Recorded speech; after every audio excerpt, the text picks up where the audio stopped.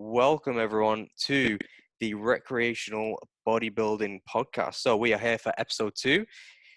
If you watched or listened to episode 1, firstly, thank you. And secondly, commiserations. Hopefully this one will be a bit more informative to everyone. So I think last time we spoke about, and Jack mentioned a few things around if a plan is logical, then it's usually a good plan. So what we thought today is we can get Jack to run us through what actually is a logical plan. And then what I'll do is I'll sit here, nod in agreement, act like I know what I'm talking about, and then take all the credit for it later on. So yeah, so Jack, firstly, how you doing? And then do you want to sort of maybe take us away into how to build a logical plan? Sweet. Yeah, doing well. I said to you off air that I kind of started doing cardio now. Well, I have been doing cardio before, but it's kind of like the first day where I thought, I could quite easily not do this. But obviously, I'm a hardcore bodybuilder, so we just got into the gym and then we got shit done. So so in terms of maybe, obviously we've got the principles, or maybe not obviously. We have the principles of hypertrophy. Within there, we've got obviously specific. Can you say that word? Specificity. There you go. There you go. I was on a podcast with Steve the other, maybe about 2 or 3 months ago, and I literally couldn't say that. I was like, Steve, just say that word. But yeah, no. So obviously, we have to have a program that's obviously kind of in line with our goals, etc. And maybe we can go through that on another podcast, kind of the principles of hypertrophy. But right now, we're obviously talking about the kind of logical side of things. So my 2 kind of key principles outside of the kind of not really outside of it, but we have the kind of obviously the training principles, and then we have like the logical side of things, and we have the kind of enjoyable part of kind of our hypertrophy.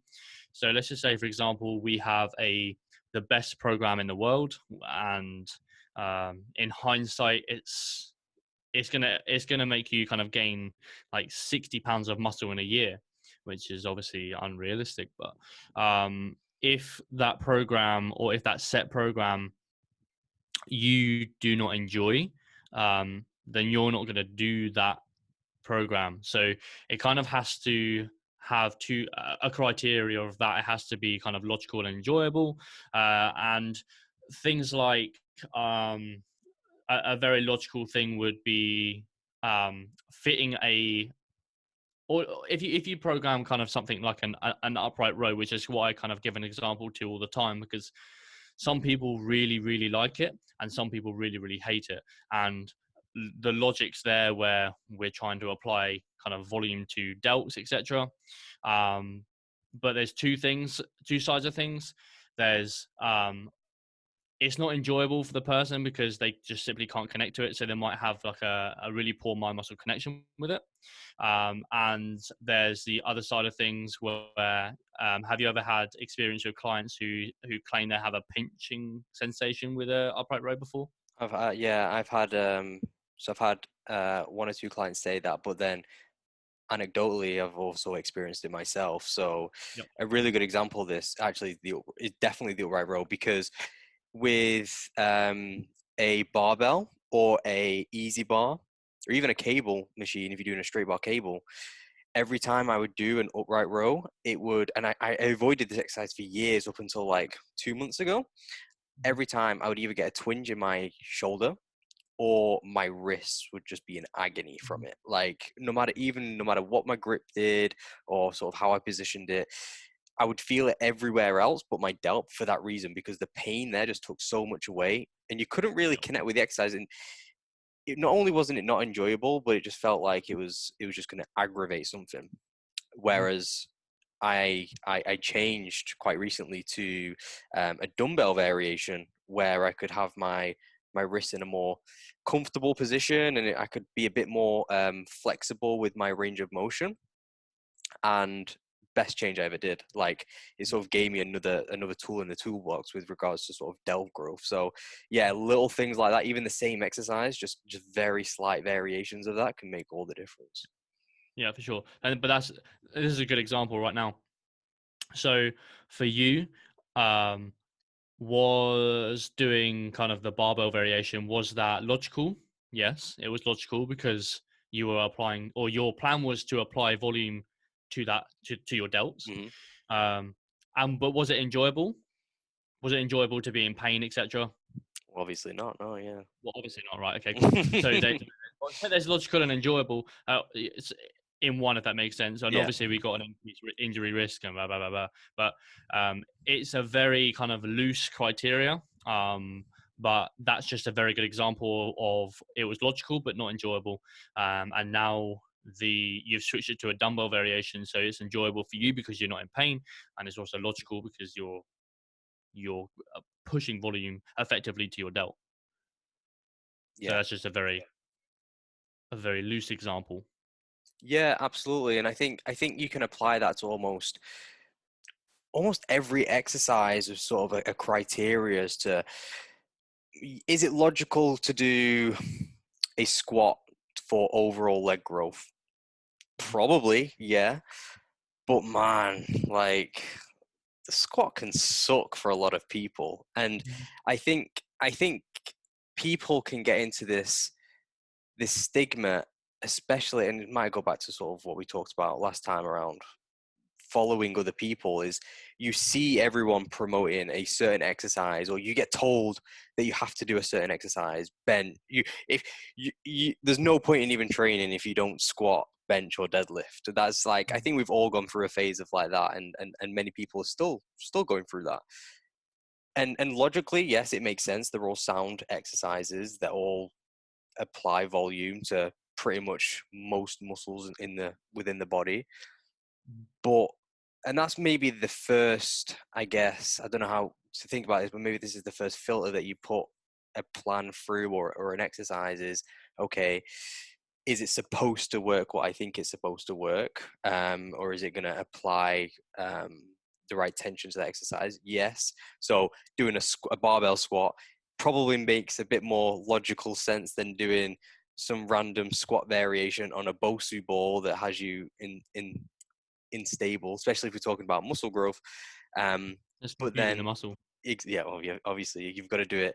You've got to do it on a Bosu ball, one-legged, with actually a medicine ball over your head whilst wearing a weighted vest.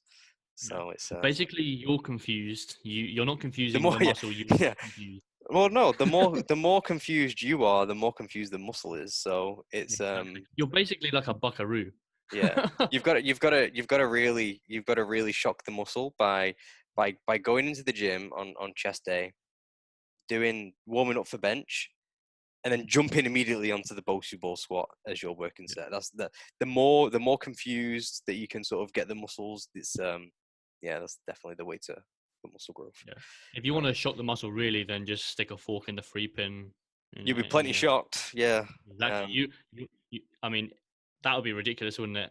Like, can you imagine the amount of jacked bodybuilders that are just doing that at home right now? I think the amount of fatigue and recovery time might outweigh the benefits, but hey ho. Yeah. But yeah, so I mean, going back to the actual point around uh like a barbell squat, yes, maybe logical, but then you definitely have to take some level of individualization with every Mhm. single exercise. So um you might have someone who you might be able to do a squat, but you can't really get full range of motion.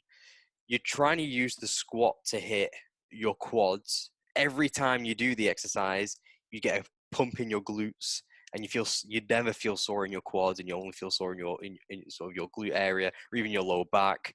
But then everyone's telling you that, oh, you've got to squat, and it's just like, do you though? Like, and to be Yeah. honest, for the longest time, I've gone through this. Like, I squatted up until a few months ago, like on and off for a few years, and I just don't think I was getting much from it. Like, I think my glutes grew plenty. Like, I've got a big ass, so that's always good. But like for quad growth, like my legs are seriously lacking.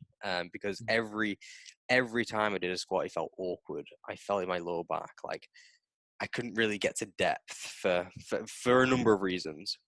Switched it out for like a Smith squat, where you can lean into the exercise, really target the quads. and it's like, man, like it's night and day difference. So yeah, I completely agree, and I enjoy it a lot more as well. So that, like, going back to the enjoyment factor, like the fact that I can feel it in the muscle that I want to feel it, I don't feel beaten up every time I do it. I don't dread every workout that has squats in because I feel like I'm not even getting anything from it, but I have to do it. Those all feed into a really good reason as to why you should or shouldn't do an exercise. Yeah, there's a lot of examples for the logical, and it seems like quite a broad kind of statement, or a broad kind of criteria, but it does kind of correlate with a lot of things that you do. For example, that right there where you said about the squat, it wasn't logical or enjoyable, and this is where the kind of reps in reserve and train to failure kind of thing that I come from it with a very open mind, where if a client comes to me and says, "Look, I hate training with reps in reserve. I physically don't want to go into the gym and train with kind of reps in reserve." And again, the criteria in your head: is it logical for me to train with 1 or 2 reps in reserve? Probably, but can we get around kind of not training reps in reserve and train to failure? Yes. Is it going to be enjoyable to them? Yes. So this is where the kind of open-mindedness of people needs to kind of come in with that kind of thing, and not come from it with a really bullish kind of thought process. And again, this is something that we can come with. You can go with kind of frequency, you can go with training splits. Like, for example, training splits, it would be maybe advantageous for the client to do 5 days per week to effectively spread volume throughout the week. But can they go into the gym and actually go to the gym 5 days a week? No. So is it logical?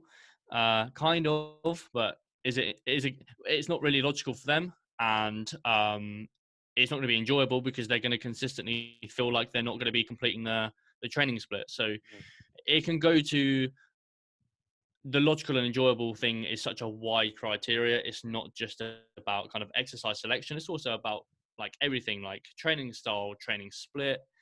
It can even go as far as to say, as far as like nutrition, like like is it logical to spend your macros on a Pop Tart? Well, does that make sense? No, but you enjoy it. So it's a very wide criteria of things. Yeah, for sure. So just in the interest of, I guess, the people or the person listening to this, or maybe watching, The person, yes, one person. the single listener, um, Yeah. who is probably a relative Well, he could of be me. married. How do you know he's Hmm? single? Well, How do yeah, you know? yeah. But it's that's a really cheesy joke. That's like a dad joke. That's it. Dude, I am like the worst at What do um, you call a guy with no shins? go on. Tony. Oh, that's so good. Ah, that's Yeah, actually. I was complete. thinking like Schindler, like Schindler, Schindler. I don't Shin leg. know. He has no shins. How can it be called shin leg? That was so bad it was funny. But yeah, so going back to our listener, if if they were right, okay, I want to build a plan or a Mhm, program that makes sense for me. mhm. Where should they start, do you think? So, follow me on Instagram. Not joking. Yeah. It's really hard, and I think we spoke about this on the podcast or maybe off air last week, and there's so many conflicting kind of um, opinions Hmm. in terms of hypertrophy. So it's very hard to say, look, we need to start looking at this guy, then you can start kind of creating your own training program. So maybe we could just go for a loose criteria. Maybe we'll build a loose criteria. Yeah, So yeah. maybe we'll say we could it may be beneficial to train a muscle more than twice per week. Mhm. So a program that allows that it may be beneficial. Not to say that you can't gain muscle from having a 1 a week frequency, you just may be benefiting a little bit more by hitting the muscle with a bit more frequency. I would say logical. Right now, we're having data to suggest that no more than 10 sets per muscle group per session. So maybe start at around within 3 to 10 sets per muscle group per session. And maybe it may be a good idea to start at around 8 to 10 sets per week. So this is getting quite confusing when I'm saying per week and per session, but maybe a very loose kind of program for people right now would be to start with kind of 4 sets on. What should we say? Should we say like a 4-day-a-week split or? Yeah. I think for the majority, 4 is probably going to be the average of people who might do this. Cool. So a very easy thing to do would be to have pretty much exactly a mirror image of upper, let's just say an upper lower, maybe have a mirror image of 2 uppers and 2 lowers. And then maybe let's just say, for example, we'll put everything at around 8 sets per week. Seems like a good number. You're within kind of the intra-session MEV, which is basically your minimum effective dose and minimum effective volume. So the minimum amount of volume you need to kind of grow. So we'd have 4 sets in upper A and 4 sets of everything in upper B. That'll be your 8 sets to start off with. We could obviously, it takes a little bit of getting used to in terms of kind of exercise selection. I feel that's kind of very individual. Mm-hmm. So if I just say, look, you need to do squats, and we've just basically had this case right now where you did squats because someone said do squats, but realistically we can get away with it. I said earlier in the podcast that we did kind of the upright row kind of thing, and that was just a key example that and that this is a key example why cookie cutter programs just simply don't work, because it's so fucking individual. Like I could give you a program right now and you're like, Jack, like this is just shit, and it kind of takes a bit of getting used to. So we'll just outline maybe a good idea to have 4 sets in one, 4 sets in the other, 8 sets in total, and then do exactly the same for your lower session. And that's a very kind of basic kind of program. In terms of your kind of intensities, I would always say for a beginner, and this is from my experience, I would always say train to failure. And it might shock you for me to say that, but it's because that most people just don't train to failure as a beginner, and we can obviously go to and fro that, but you'll more than likely find that there will be more 5 reps in reserve, so it's safe. I would suggest, if you're a coach listening to this, maybe picking a movement very machine based for a beginner. Is there anything you want to add, or? No, I think that makes sense from a very broad perspective. So yeah, maybe I didn't want to be too specific with it. And absolutely, yeah, we shouldn't be, because I think what people need to realize is you can give these broad recommendations that will probably work. So we've got, if you're training 4 days a week, an upper lower split is probably going to be the best, like a good idea, because of, like you said, training a muscle group maybe twice a week has been shown to be slightly better than training a muscle once a week. I think the research is fairly consistent on that basis. The research is showing that the more times you train a muscle, the more it's going to grow. So we're actually seeing data right now to suggest that you can train like 6-7 times per week, and it's very, very good. It's kind of the more times you train the muscle, the bigger the muscle will grow.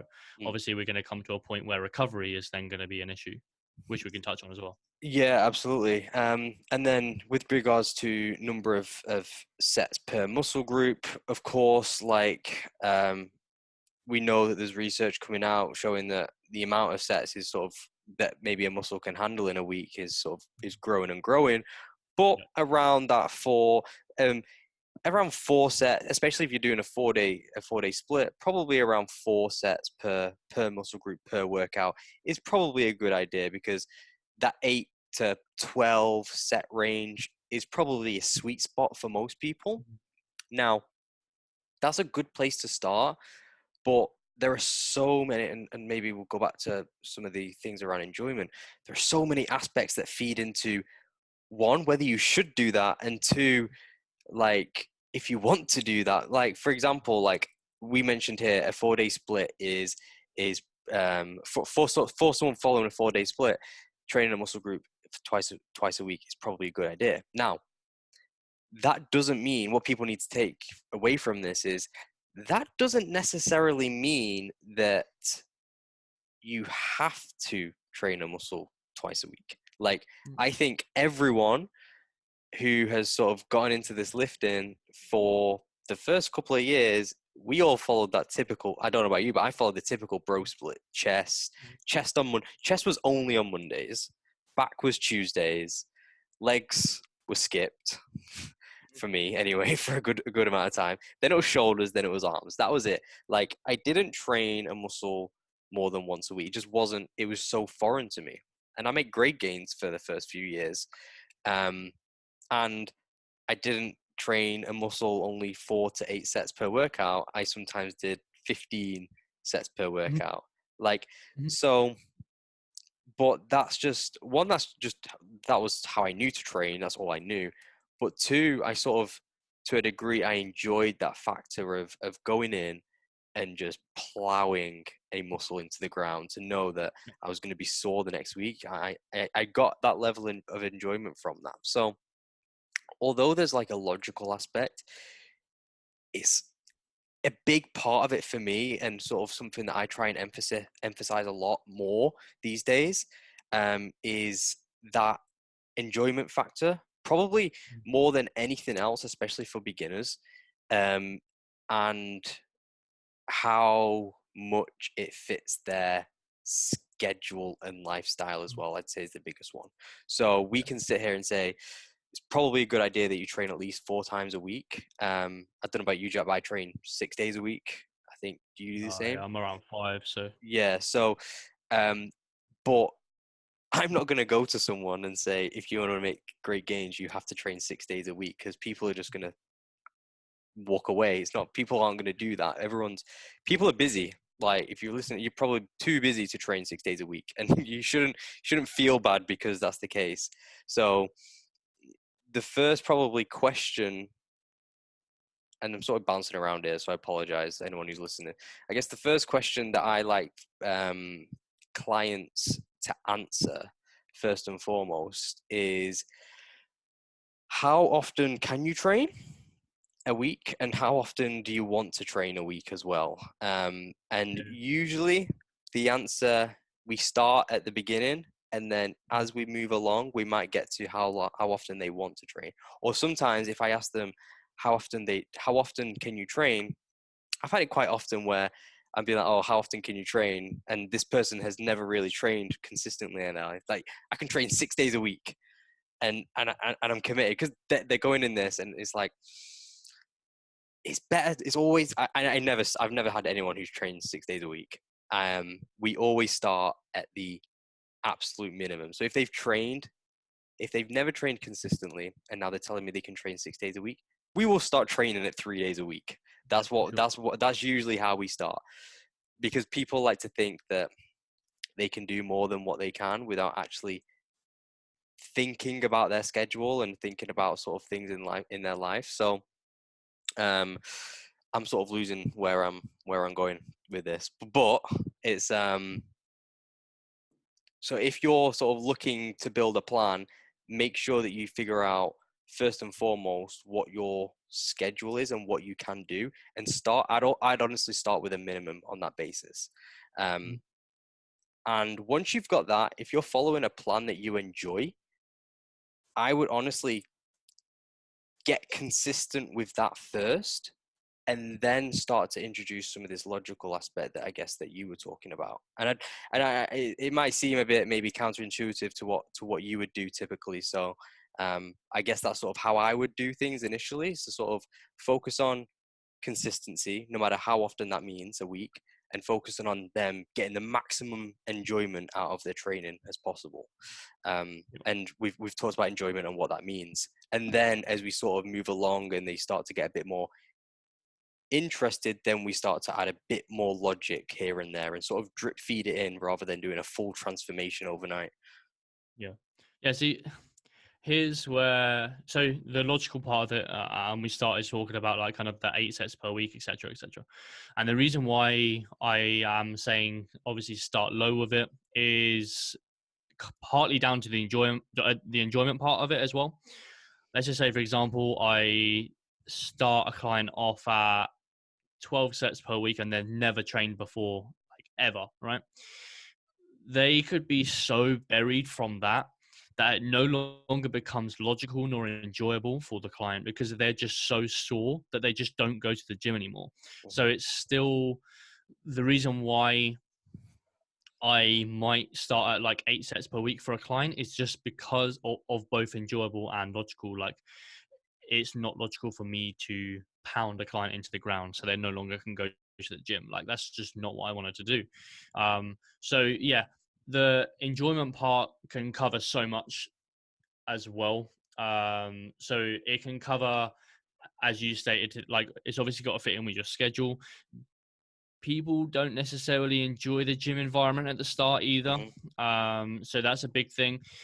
So if, let's just say, for example, a client says that they want to go 6 days a week and they've never stepped in the gym, which is the example that you gave, and then they go into the gym and feel very intimidated, then it would be a real good idea for them at the start to train a full body split times 3.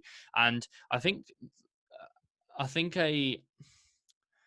we'll come back to social media again, and I always kind of delve on that a little bit because there's a massive influx in people who stress the importance of kind of maximizing hypertrophy and optimizing everything. But for the start, if you are like a complete newbie in the gym, just get in the fucking gym and just work. And that sounds really like bro, but you're going to instinctively find logical eventually, which you've stated. You'll instinctively find what logical is because you just won't grow. And if you enjoy going to the gym and pounding away at kind of the 40-pound dumbbells when you have no right to even touch them, then that's cool. Like, there's a certain element of logical and enjoyable where you still have to get after it. And I feel like if you have that silly fuck up stage of maybe 2 or 3 months, you have an ability to kind of get after it as well.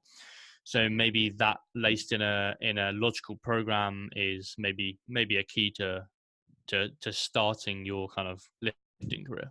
Yeah, and I think what people need to realize is if you've never stepped foot in a gym, anything that you do in the gym is optimal by that point. Like, it doesn't matter what you do.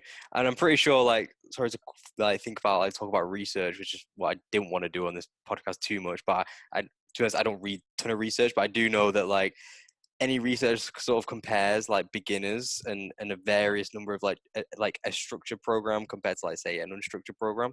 The results that they get tend to be the same because they've never done anything before. And I guess the reason why, so the point in which you should be looking to further optimize your training is when you stop making gains. That's probably the best point. Like, or your gains slow down to a point where it's of concern. But if you're making like great gains for the first 12 months and you're just going into the gym, like fucking around and just doing what you want, but you're making great gains, like what's there to worry about? Like, who am I going to be to be like, oh no, you're training wrong, yet you've got 20 pounds more muscle than me? Like, it's almost, it's crazy to think about.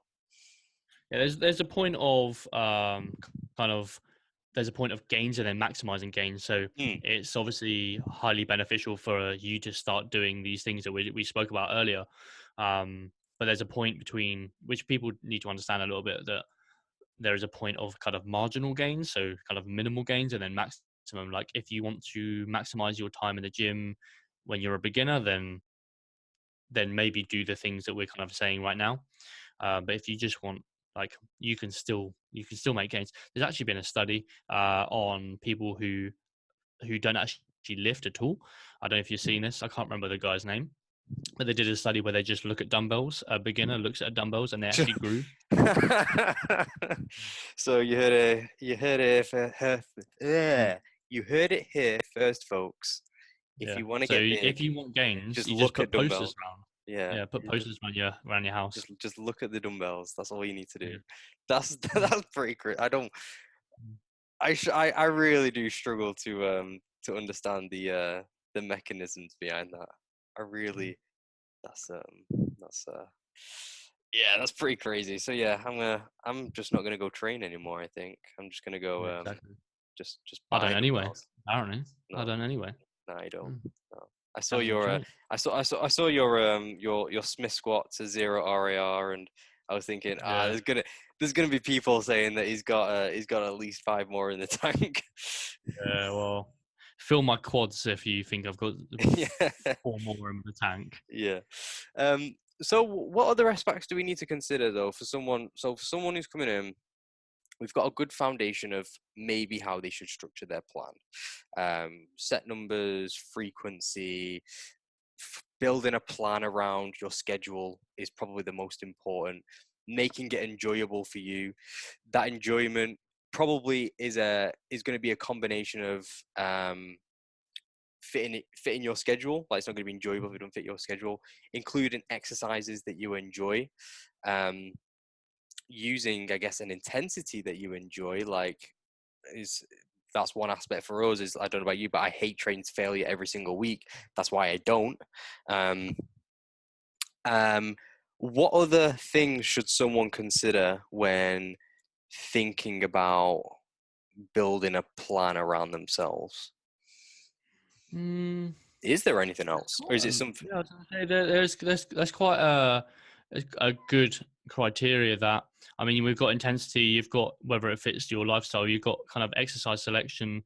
I mean, the other one would be if the gym even has an exercise that you like. Let's just say, for example, you like kind of the preach curl with it kind of the EZ bar, and maybe the gym doesn't have that. But I mean, apart from that, that's quite a good criteria for somebody to listen to and kind of build their own program from. Mm, Um, yeah. What do you yeah, think?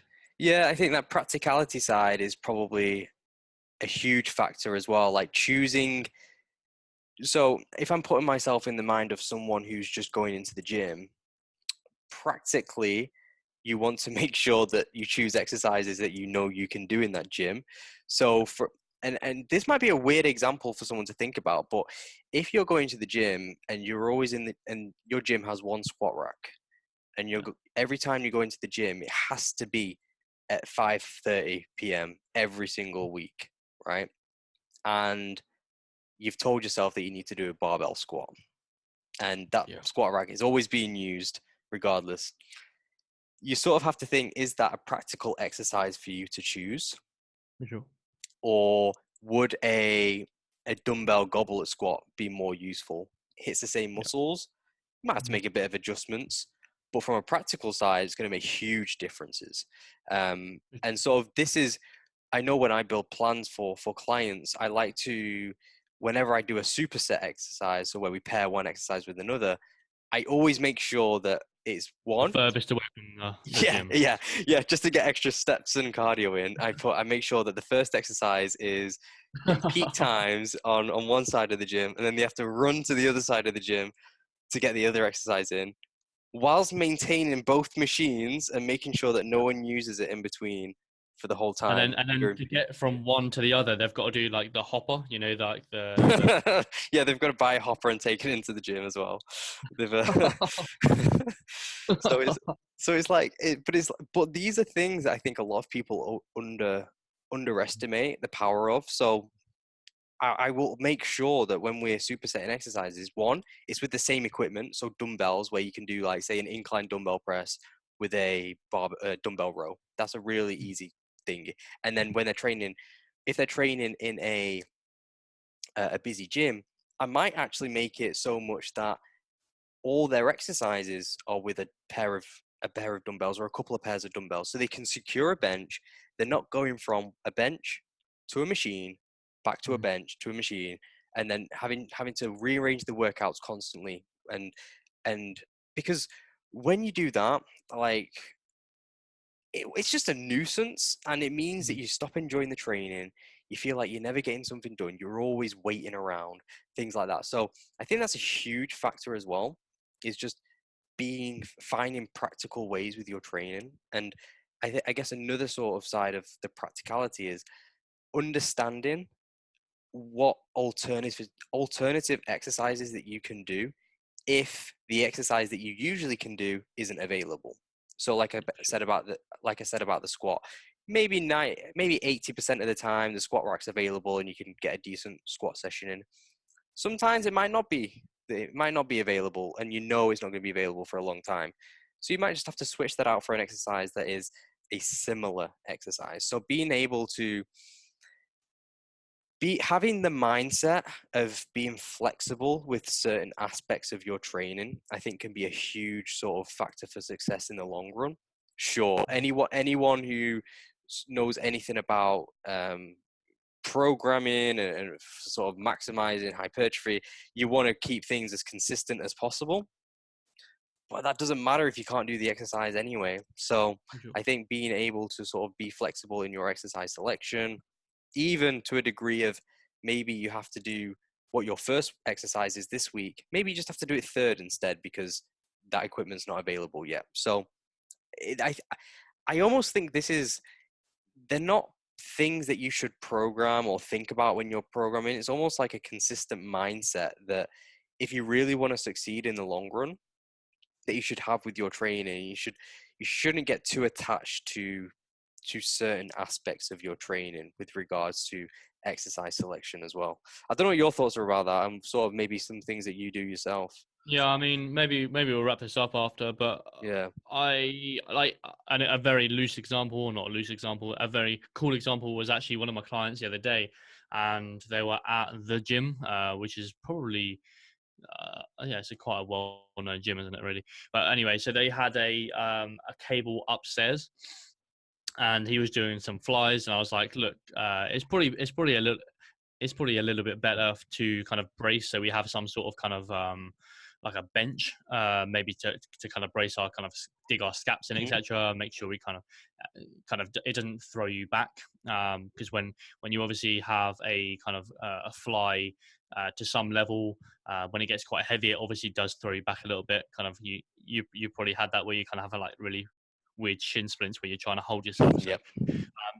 maybe we can get a bench in there and kind of stabilize and brace, etc. But he was like, Jack, the cables are upstairs and the bench is downstairs, so it means I'm going to have to lift up the thing. I was like, right, okay, cool, we can't do that, and that's fine. We'll have to obviously do another thing. So that's just a very cool example, basically, of like, yeah, maybe the practicality side of things. And again, it's logical not to do that, because otherwise you're going to build up quite a lot of systemic fatigue dragging up a bench every single time. And you know what? They're the times where you're just going to get injured on doing stupid stuff like that, trying to facilitate things like that. It's like, or carrying a barbell to the other side of the gym for whatever reason so you can do a random superset. Couldn't tell you the amount of times that I've done slight niggles. I had a colleague actually just talk to me the other day, and he was saying how he twinged his like glute because he was trying to move a pair of dumbbells and someone like knocked him, or he had to move for someone because of the busy gym. Just shit like that throws you off. So the more you can reduce that, the better.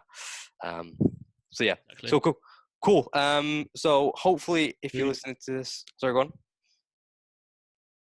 That's what I said. Sweet. Okay, nice. So hopefully, if you listen to this, it gave you some things to think about your training program.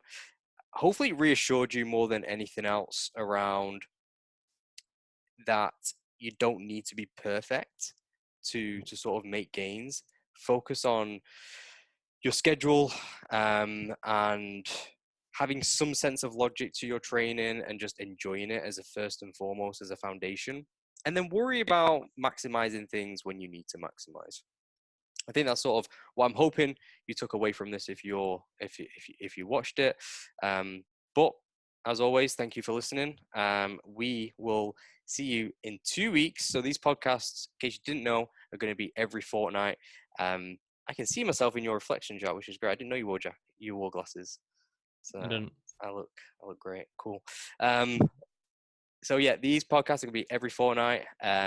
Fortunately, you'll get to hear Jack's voice on his other podcast. What's that podcast called?